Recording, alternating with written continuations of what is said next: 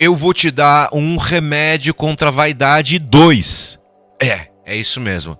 Como assim remédio contra a vaidade 2? Na oração da manhã a gente deu o remédio contra a vaidade 1. E na verdade ia ser só um remedinho. Mas na verdade eu vou te dar 2 remédios contra a vaidade. Por quê?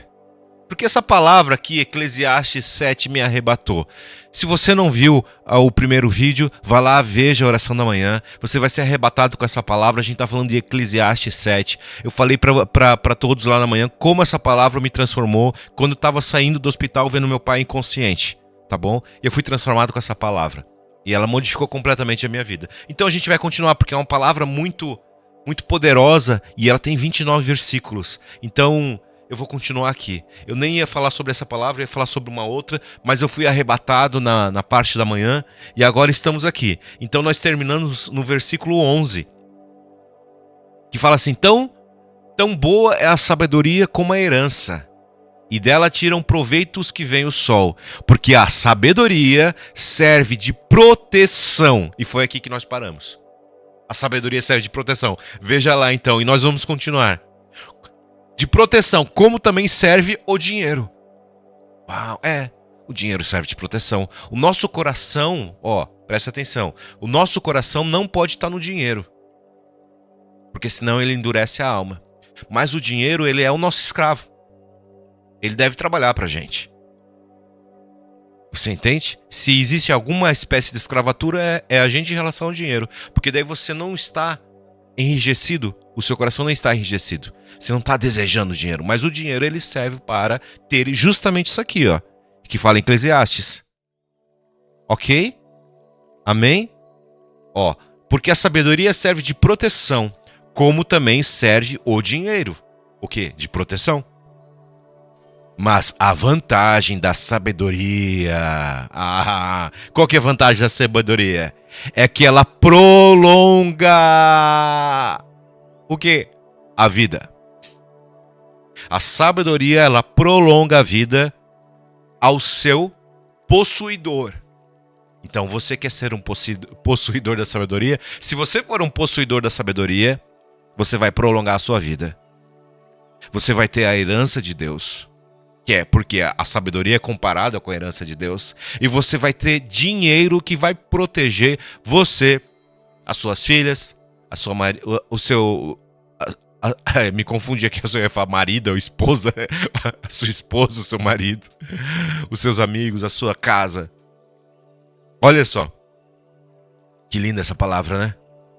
Eclesiastes 7. Então, olha no 13. Versículo 13. Atenta. O que é atenta? Atenta fica a postos. Presta atenção. Pega uma canetinha e grifa. Não posso esquecer nunca isso. Atenta para a obra de Deus. Porque quem poderá endireitar o que ele fez torto?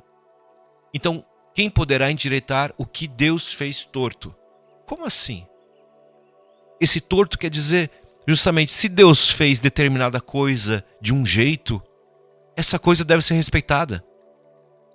Na sua essência primordial, na sua forma.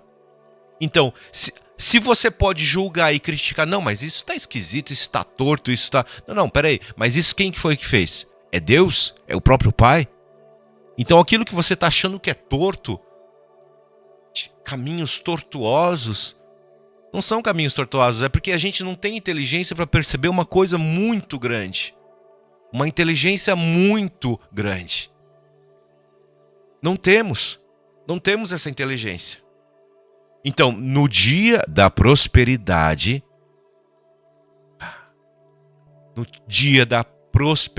goza do bem. E essa palavra goza e prosperidade, ela é um atributo de Deus que ele compartilha com a gente, que diz respeito ao desfrute. Deus fala assim, e no 7º dia ele descansou e desfrutou. Porque ele ensina para nós que nós devemos desfrutar. Se nós não desfrutarmos, ou seja, gozarmos no bem, ou seja, no dia da prosperidade goza no bem, mas no dia da adversidade considera. Porque também Deus fez ou seja, a adversidade, em oposição ao quê? A alegria. Olha. Para o quê? Para que o homem nada descubra do que há de vir depois. O que eu falei no começo? Para que o homem nada descubra do que há de vir depois. Então ele cria o gozo na prosperidade, ou seja, a alegria, o desfrute, e ele cria a adversidade. E daí essa palavra está falando assim, por que Deus criou isso? A alegria e a adversidade. Porque ele quer que você desfrute, mas ele quer que você passe por adversidade e tribulações. Para quê? Para esse e ser oposto deste. Sendo oposto, por que ele quer que faça isso? Olha só por que Deus quer que Deus criou isso.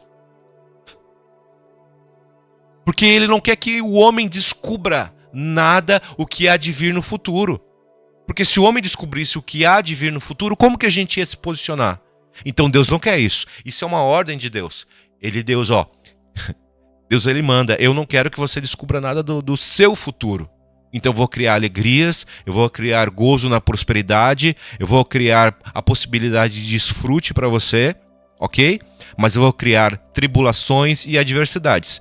Ao eu criar isso, ele criou uma coisa que é uma oposta à outra. Então você fica assim, meu Deus, o que eu preciso fazer? Eu preciso me exercitar, eu preciso ter mais sabedoria, eu preciso ir adiante. Só que quando ele faz isso, ele nos deixa numa tarefa, num exercício de vida, que nos deixa ocupados nesse exercício. Ao a gente ficar ocupado nisso, a gente não consegue imaginar meses, anos na nossa frente.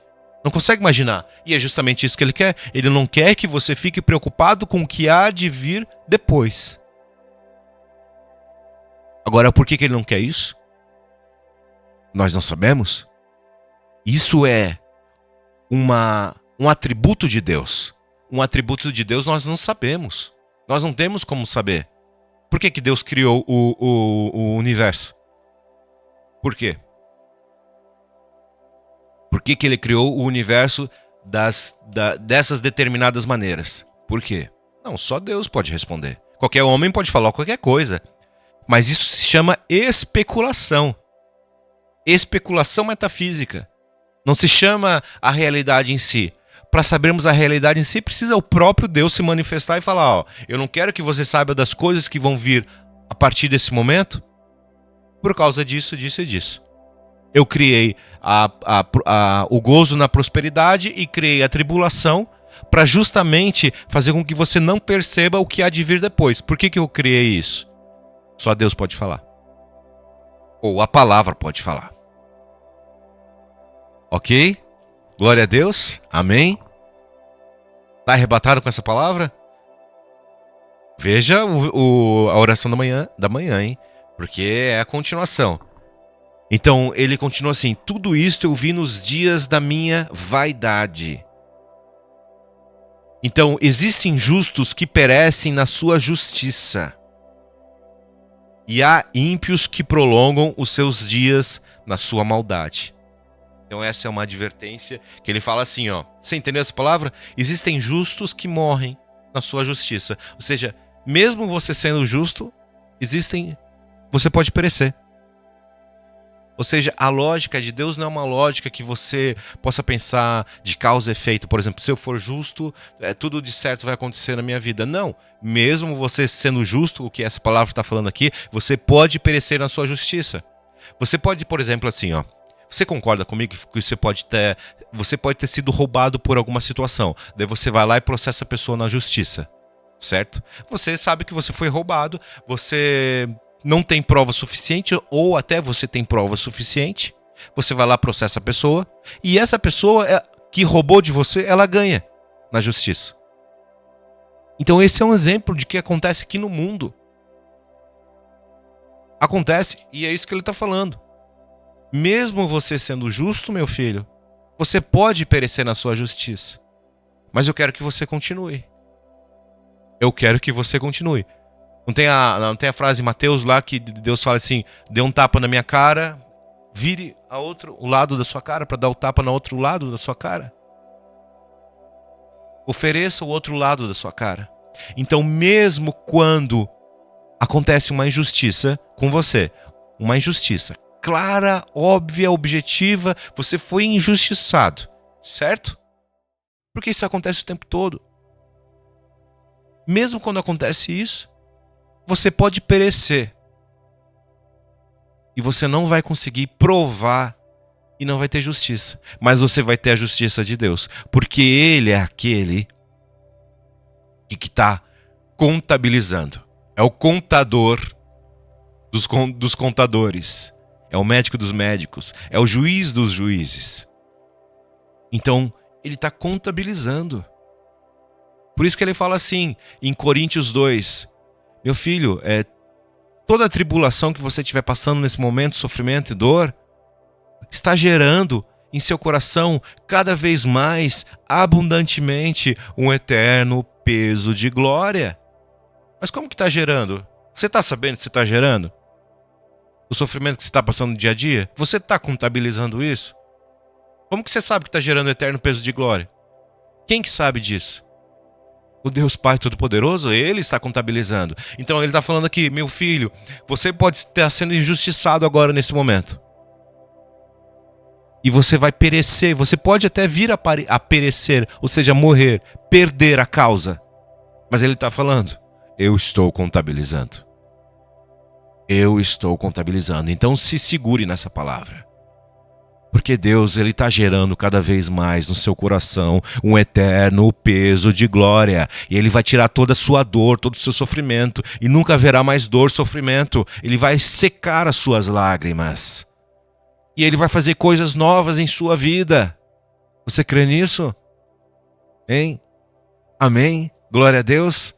Está feliz com a oração da tarde?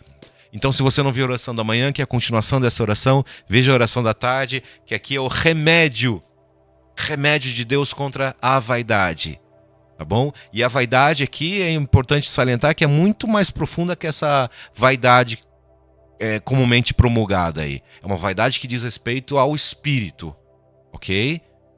Então, preste atenção que nós estamos no Eclesiastes 7 e continue com a gente, tá bom? Eu provavelmente vou continuar com essa palavra porque não terminou na oração da noite. Então eu vou aqui, eu estou arrebatado com essa palavra, espero que você também esteja. Comente aqui embaixo, faça o seu pedido de oração, deixe o seu testemunho sobre esse tema que aconteceu na sua vida, tá bom? E compartilhe para os seus amigos, tá bom? Até a próxima oração da noite.